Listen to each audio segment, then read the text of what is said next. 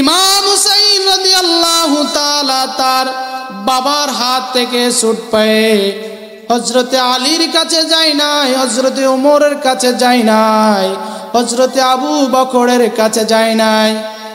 ইমাম হুসাইন রাদিয়াল্লাহু তাআলা তার নানার কুলের কাছে গিয়ে মুহাম্মদুর রাসূলুল্লাহ সাল্লাল্লাহু আলাইহি ওয়াসাল্লামের কাছে গিয়ে বলতেছে, নানা ভাই, আপনার সঙ্গে আমার কিছু কথা ছিল, আপনার সাথে আমার কিছু আলাপ ছিল।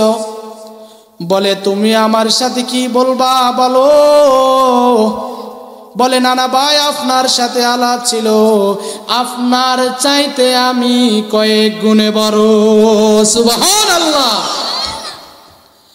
হযরত উমর ইমাম হুসাইন রাদিয়াল্লাহু তাআলাকে বলে, এ ইমাম হুসাইন, তুমি কি বলতেছ? যার জন্য আসমান বানিয়েছে, যার জন্য জমিন বানিয়েছে, যার জন্য তোমাকে আল্লাহ তাআলা বানিয়েছে, আবার তুমি তোমার নানার চাইতে কয়েক গুণে কিভাবে বড় হয়? ইমাম হুসাইন রাদিয়াল্লাহু তাআলা আল্লাহ রাসূলকে ডাক দিয়ে বলে, নানা ভাই, আপনি যদি একবার অনুমতি দেন তাহলে আমি বলতে পারি। আল্লাহ রাসূল সাল্লাল্লাহু আলাইহি ওয়াসাল্লাম অনুমতি দিবেন, বলো কি বলতে চাও? বলে, নানা ভাই, আপনি বলেন, আপনি আপনার বাবাকে চিনেন নাকি? বলে, হ্যাঁ, আমি আমার বাবাকে চিনি। বলে, আপনার বাবার নাম কি? বলে, আমার বাবার নাম আব্দুল্লাহ। বলেছে যে আমি প্রত্যেকটা ইবাদতকে নির্দিষ্ট একটি সময় দিয়েছি। ফজরের নামাজের সময় ফজরের সময় পড়তে হয়, জোহরের সময় কি আর ফরজ আদায় করা যায়? কথা বলেন, আদায় করা যায়? জোহরের নামাজের সময় জোহরের সময় দেওয়া হয়েছে, জোহরের নামাজ আসরের সময় আর ফরজ আদায় করা যাবে? যাবে না। আল্লাহ তাআলা প্রত্যেকটা ইবাদতের একটা সময় দিয়েছে। যারা হজ করে, হজের মৌসুমে হজ করতে হয়, আর এই মাসে হজ করলে কি আর হজ হবে? উমরা হজ ব্যতীত ফরজ হজ আদায় করলে হবে? হবে না। আল্লাহ তাআলা কুরআনের মধ্যে প্রত্যেকটা ইবাদতের নির্দিষ্ট একটি সময় দিয়েছেন, কিন্তু একটা ইবাদতের নির্দিষ্ট কোনো সময় দেন নাই। যেই সময়টা আল্লাহ তাআলা, যে ইবাদতটা আল্লাহ তাআলা নির্দিষ্ট সময় দেননি, আল্লাহ তাআলা বলেন, বান্দা প্রত্যেকটা ইবাদতের নির্দিষ্ট সময় ইবাদত করবে, আর রাত দিন 24 ঘন্টা বান্দা আমাকে ডাকার অনুমতি আমি আল্লাহ তাআলা দিয়ে দিছি। আল্লাহ তাআলা দিয়ে দিয়েছেন 24 ঘন্টা। বলেন, আল্লাহকে ডাকার জন্য জোহরের প্রয়োজন হয়? কথা বলেন, জোহরের প্রয়োজন হয়? বাবা, আল্লাহকে ডাকার জন্য জোহরের প্রয়োজন হয় না, আল্লাহকে ডাকার জন্য আসরের প্রয়োজন হয় না, আল্লাহকে ডাকার জন্য মাগরিব এশারের প্রয়োজন হয় না, আল্লাহকে ডাকার জন্য ফজরের প্রয়োজন হয় না, আল্লাহকে ডাকার জন্য রবিবারের প্রয়োজন হয় না, সোমবারের প্রয়োজন হয় না। বান্দা রাত আর দিন 24 ঘন্টা। আল্লাহ বলে, বান্দা, তুই যেই সময় আমাকে ডাকবি, আমি আল্লাহ তোর ওই ডাকে সাড়া দিব। আল্লাহু আকবার। বিসমিল্লাহির রাহমানির রাহিম। আল্লাহু আকবার। বিসমিল্লাহির রাহমানির রাহিম।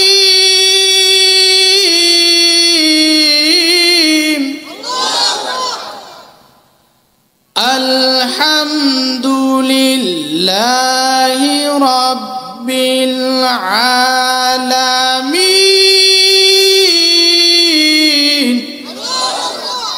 কার কথা? কষ্ট হয় বাবা, কষ্ট হয়, কষ্ট হয় আপনাদের? সবাই খুশি আছেন তো? ভালো লাগতেছে? তাহলে একটু সামনের দিকে আগায় বসেন, ফিসর আলাদেরকে জায়গা দিয়ে দেন। লা ইলাহা ইল্লাল্লাহ, লা ইলাহা লা ইলাহা ইল্লাল্লাহ, লা ইলাহা ইল্লাল্লাহু মুহাম্মাদুর রাসূলুল্লাহ। সম্মানিত হাজরিন, যে কোরআন তেলাওয়াতটা করেছি, বলেন পড়ার কারণে, শোনার কারণে যিনি নেকি দিয়েছে তিনি কে? সবাই বলেন তিনি কে? নারায়ে তাকবীর। সামনের আলারা জোরে বলে, পিছনের ওয়ালারা আসতে বলতেছে। দেখা যাক সামনের ওয়ালাদের আওয়াজ বেশি না পিছনের ওয়ালাদের আওয়াজ বেশি। নারায়ে তাকবীর, নারায়ে তাকবীর,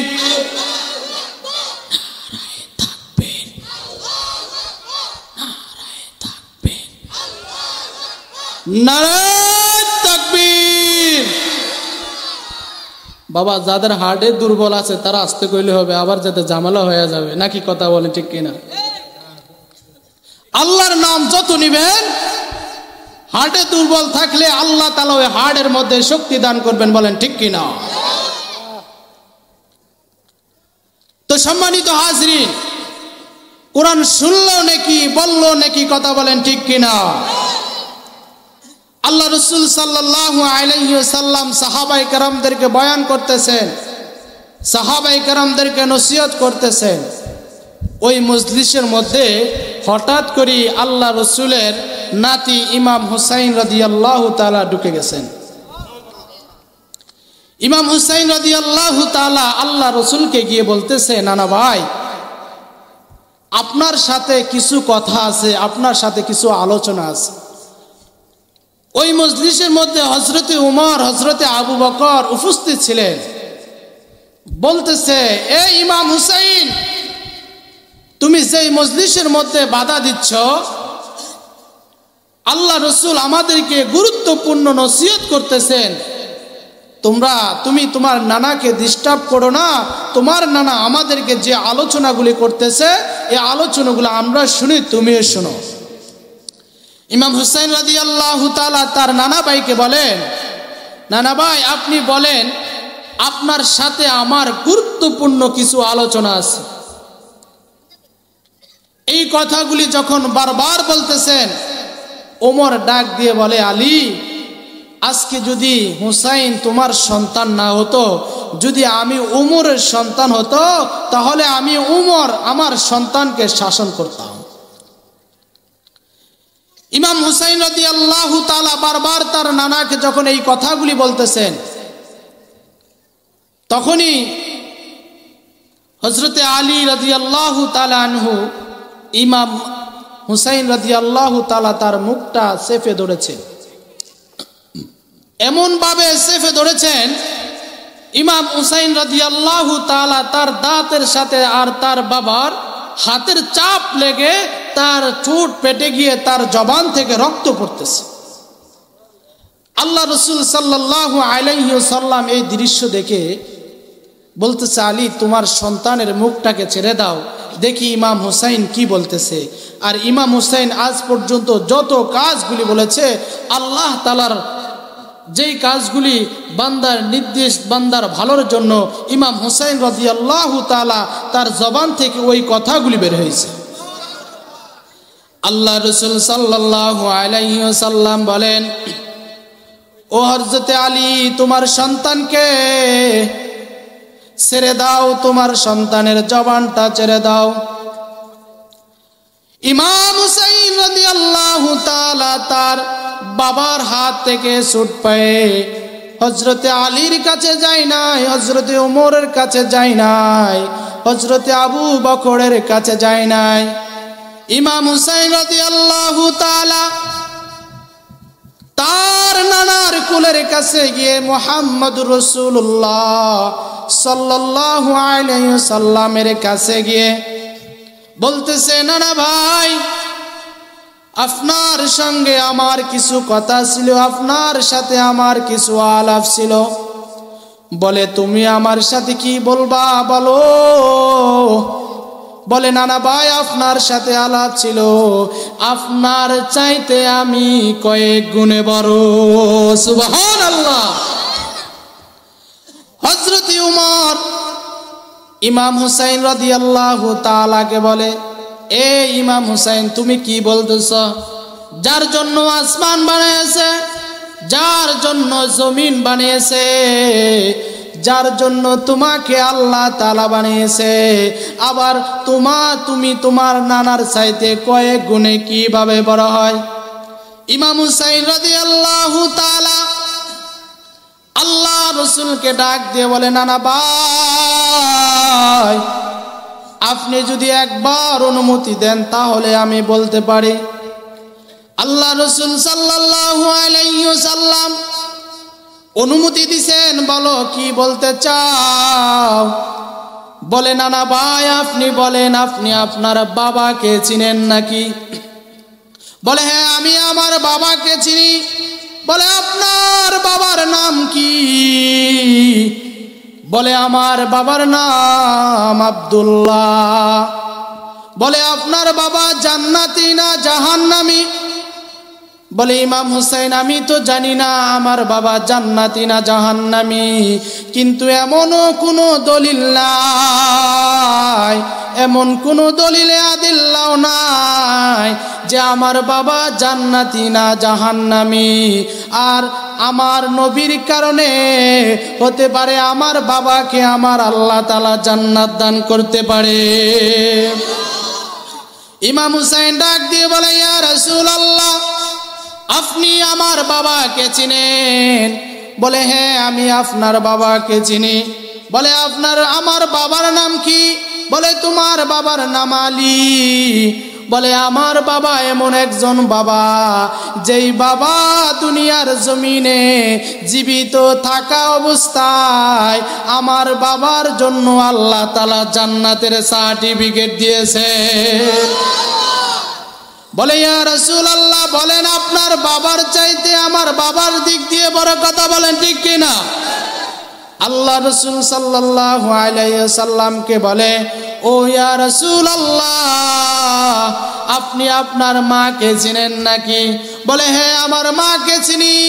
বলে, আপনার মা জান্নাতি না জাহান্নামী?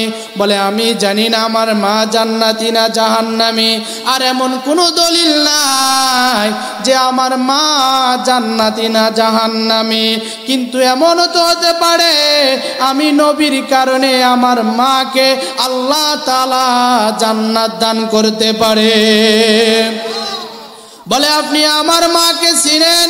বলে, আমার মা এমন একজন নারী, যেই মা আমি যেই মা পেয়েছি ওই মাকে আল্লাহ তাআলা জান্নাতের মহিলাদের সরদার করে পাঠিয়েছেন। বলে, নানা ভাই, আপনি আপনার নানিকে চিনেন? বলে, আমি আমার নানিকে চিনি। বলে, আপনি আপনার নানিকে কে কবর রাখছে জানি না, কিন্তু আপনার নানিকে জীবিত থাকা অবস্থায় আমার আল্লাহ তাআলা আপনার নানির জন্য কিছু পাঠিয়েছে কিনা? বলে, না, আমি বলতে পারি না। বলে, আপনার নানি কে কবর রাখা অবস্থায় আপনার নানির কবরের মধ্যে আল্লাহ তাআলার কোনো কুদরত পাওয়া গেছে কিনা? কিন্তু আমি এমন একজন নানি পেয়েছি, যেই নানি মৃত্যুর পরে যারা কবর রাখছে আমার আল্লাহ তাআলা ওই নানিকে কবরবাসীরা ওই নানির চেহারাটা কিবলার দিকে ফিরায়, আর আমার আল্লাহ তাআলা কুদরতি হাতে আমার নারীর চেহারাটা আরশের দিকে ফিরায়। বলে ইয়া রাসূলুল্লাহ আপনি আমার নানাকে চিনেন?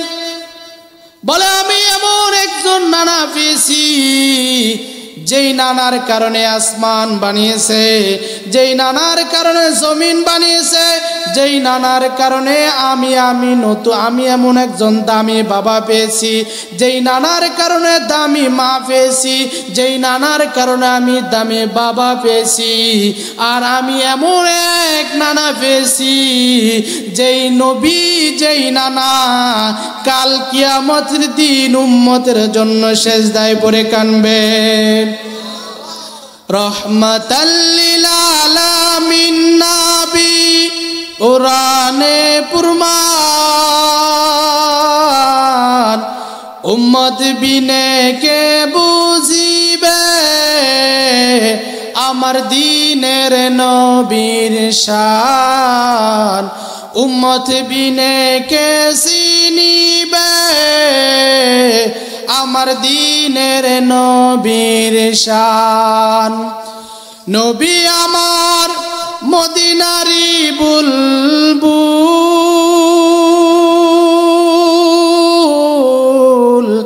আমার আল্লাহ প্রেম করিয়া নামটি দিলেন হাবিবে রাসূল। ওই নবীকে না চিনিলে, ওই নবীকে না মানিলে থাকবে না ঈমান।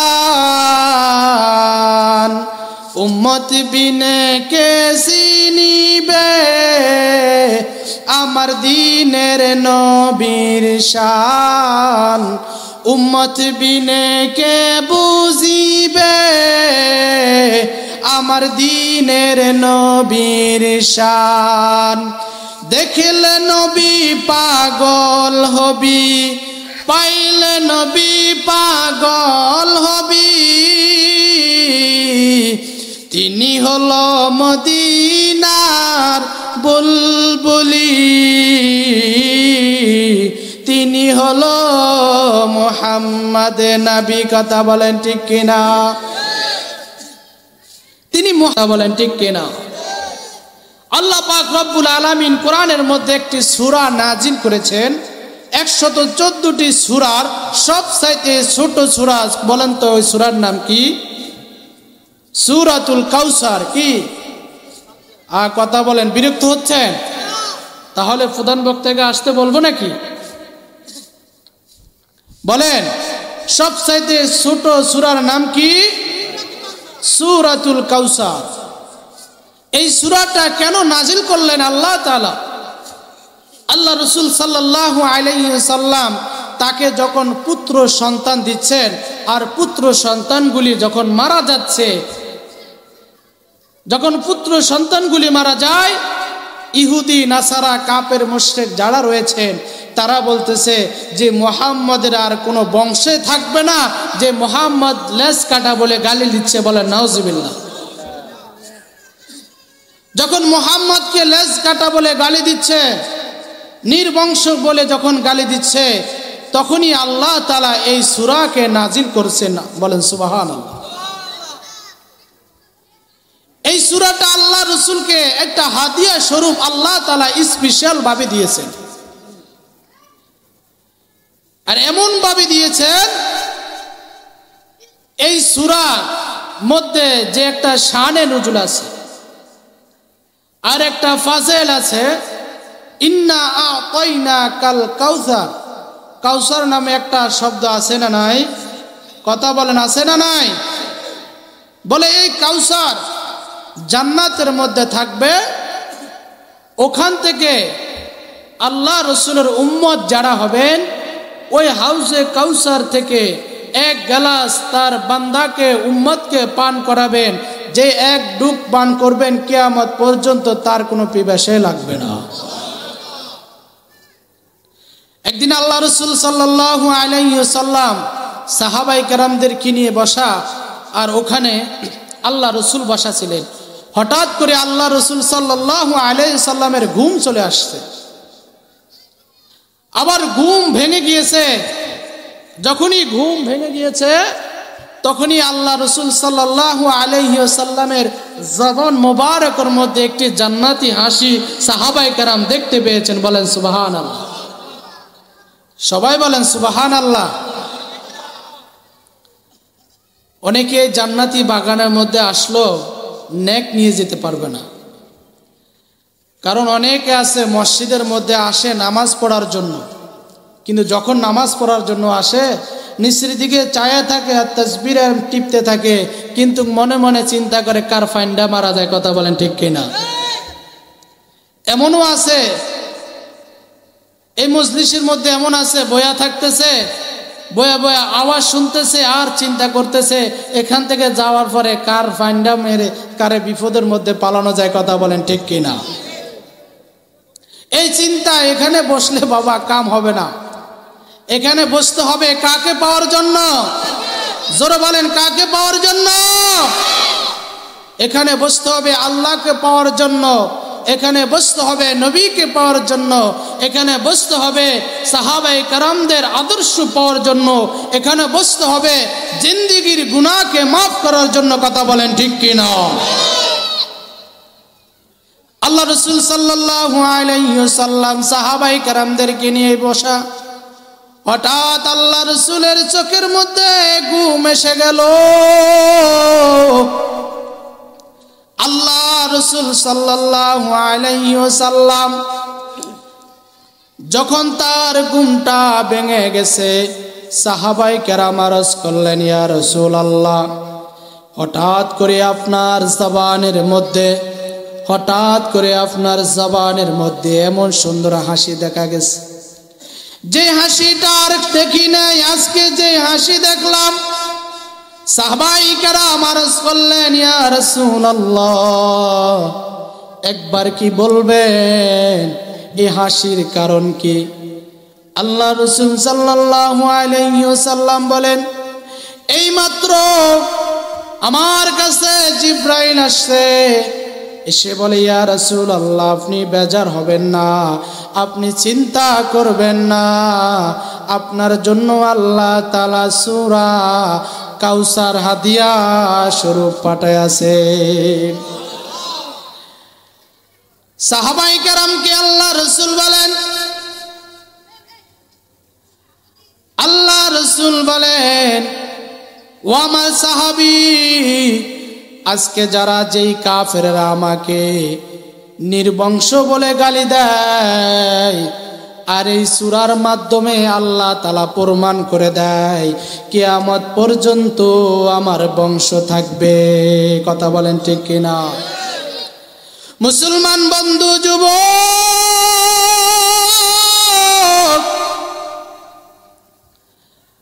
আল্লাহ রাসূল সাল্লাল্লাহু আলাইহি সাল্লাম বলেন যে আল্লাহ আমাকে এই কাউসার দান করেছে, এই কাউসারের চারপাশে ৭০,০০০ স্বর্ণের পেয়ালা থাকবে। বলেন সুবহানাল্লাহ। বলো ওই স্বর্ণের পেয়ালা হীরা দ্বারা কারুকার্য করে থাকবে, আর আমাকে ওখানের মধ্যে দাঁড়ায় করা রাখবেন। আর ওই কাউসারের মধ্যে যত পানি থাকবে ওই পানিগুলি হবে দুধের সাথে সাদা, মধুর সাথে মিষ্টি। আর ওই পানি যদি কোনো উম্মতকে আমি পান করাই, ওই উম্মতের কিয়ামত পর্যন্ত পিপাসা লাগবে না। কিয়ামত পর্যন্ত পিপাসা লাগবে না। ওই পানির পাওয়ার কি? কথা বলেন ঠিক কিনা? ওই পানি কারা কারা খেতে চান? দুই হাত তুলে আল্লাহকে দেখান। সবাই ওই পানি খেতে চান? আল্লাহ সবাইকে রাসূলের হাতে হাউজে কাউসারের পানি পান করা তৌফিক দান করে। সবাই বলেন আমিন। দুই হাত নামান। যারা যারা রাসূলের সাথে জান্নাতে যেতে চান না, দুই হাত তুলে আল্লাহকে দেখান। আপনারা রাসূলের সাথে জান্নাতে যেতে চান না? তা আমি বলছি কি, যে আমি বলছি যারা যারা রাসূলের সাথে জান্নাতে যেতে চান না তারা দুই হাত তোলে। বুঝতে পারেন নাই? এই মাহফিলের মূল সমস্যা কি ভাইয়া? মূল সমস্যা হচ্ছে এটা, মনোযোগ দিয়ে কেউ শুনে না। একটা ঘটনা মনে আসছে, বলবো বাবা? জামাই গেছে শ্বশুর বাড়ি, এখানে কেন জামাই আছে নাকি আবার সেন জামাই আবার রাগ হয়ে যেতে পারে। এক জামাই গেছে শ্বশুর বাড়ি, কই শ্বশুর বাড়ি গেছে। শ্বশুর বাড়ি যাওয়ার পরে ওই শাশুড়ি জামাইকে দেখতেছে জামার দাঁতের মধ্যে অনেক শ্বেতা, অনেক ময়লা লেগে আছে। তো শাশুড়ি চিন্তা করছে জামাইকে কিছু টাকা দিয়ে দিই আর কিছু টিপস দিয়ে দিই। শাশুড়ি বুঝতে পেরে জামাইকে কিছু টাকা দিয়েছে আর বলছে তুমি বাজার থেকে আখ কিনে খাবা। আখ কিনে খেলে কি হবে, জামার গালের থেকে যে ময়লা ছিল ওই ময়লাগুলি দূর হয়ে যাবে। জামাই বুদ্ধি করে চিন্তা করলো, যাই হোক আমি যাতে শ্বশুর বাড়ি আসছি, শাশুড়ি আমাকে ভালো করে টাকা দিয়েছে, আখ খেলে তো আর পেট ভরবে না, ওই 10 টাকা দামের এক প্যাকেট মজা বিস্কুট কিনে নিয়েছে। বলেন মজা বিস্কুট দাঁতে লেগে থাকে নাকি পেটে চলে যায়? দাঁতে লেগে থাকে। তো আমি এটা দ্বারা এটাতে বুঝাইতে চাচ্ছি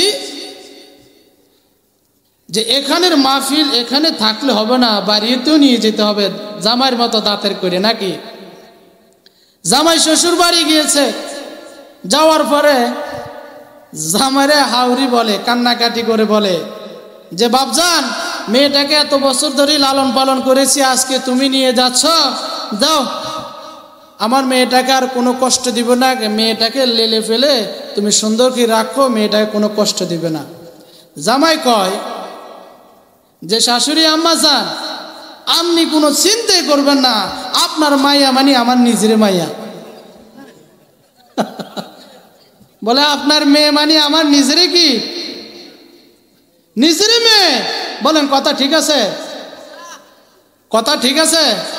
জামাইয়ের কি মেয়ে হইতে পারে? জামাই ব্যাককেল কি ব্যাককেল না? এখন বলেন আপনারা এমন আওয়াজ দিবেন যে আওয়াজের ঠেলা বাহিরে যারা আছে তারা মনে করতে পারে যেন আজকের যে সাংগঠনিকের উদ্যোগে যে মাহফিল হচ্ছে এখানে ভরপুর মানুষ আছে। কথা বলেন ঠিক কিনা? একবার আল্লাহকে ডাকা যাবে, দেখি নারায়ে তাকবীর। দেখা যাক আমার বৃদ্ধ বাবারা একটু চুপ থাকবে, আমার যুবক ভাইরা একটু আওয়াজ দেখ, যাতে যুবকদের সংগঠন, কারণ আবার বৃদ্ধিকে যদি আগে দিয়ে দেয় আবার যুবকেরা বলতে পারে সব আমাকে সংগঠনে এসে আবার মুরব্বীদের আলোচনা আগে বলে। কথা বলেন ঠিক কিনা? দেখি আমার যুবকদের আওয়াজ কেরম, নারায়ে তাকবীর। এবার বৃদ্ধরা দেই, দেখা যাক, খেলা দেখায় যান, মজা ঠিক আছে তো আপনাদের? একটু কাঁচা দিয়ালন, নারায়ে তাকবীর। ওরে বাবা রে বাবা, কই যুবক ভাইরা কই দেখছেন দাড়ি পেকে গেছে, চুল পাকে গেছে, তাদের আওয়াজ কি? আর আজকের যুবকেরা তাসপুন হাতে নিতে নিতে তাদের মাজার বলে শেষ। কথা বলে ঠিক কিনা?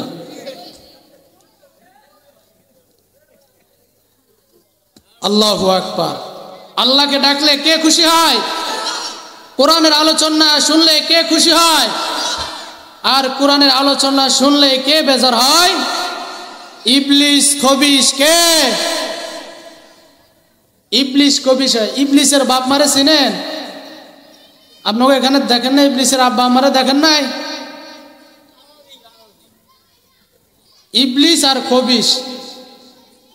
ইবলিস আর কি? তার ঘর থেকে জন্ম হয়েছে শয়তান, তার ঘর থেকে জন্ম হয়েছে কি? শয়তান জন্ম হয়েছে। ইবলিস আর খবিশ দুটার মিলামিশাই শয়তান কি হয়েছে? জন্ম হয়েছে। এখন এই কোরআন আলোচনা শুনলে আল্লাহু আকবার ধ্বনি দিলে কে খুশি হয়? আর বেজার হয় কে? ইবলিস বেজার হয়ে যায়, খবিশ বেজার হয়ে যায়। এই জন্য সবসময় কাকে খুশি করবেন? জোরে বলেন কাকে? আল্লাহরে ডাকলে আল্লাহ খুশি হয় নাকি শয়তান খুশি হয়? এই জন্য আল্লাহ জবান দিয়েছে, আল্লাহ জিহ্বা দিয়েছে। এই জিহ্বা দ্বারা, এই জবান দ্বারা আল্লাহ বলে ওই বান্দার মাকে ডাকলে মা খুশি হয়ে যায়, বাবাকে ডাকলে বাবা খুশি হয়ে যায়, তেমনিভাবে সন্তানের মা হাজার কামের মধ্যে থাকলে, হাজার ব্যস্ততার মধ্যে থাকলে সন্তান যখন কাঁদে, মা বুঝতে পারে আমার সন্তান কাঁদতেছে। সন্তান 50 বছর পর্যন্ত, 20 বছর পর্যন্ত মার সাথে সাক্ষাৎ নাই। 20 বছর পরে সন্তান বাড়িতে এসে তার মাকে মা বলে ডাক দিলে, বাবাকে বাবা বলে ডাক দিলে মা বাবার কলিজা যেমন ঠান্ডা হয়, তেমনিভাবে আমার আল্লাহকে আল্লাহ বলে ডাক দিলে আল্লাহ তার চাইতে 100% খুশি হয়ে যাও।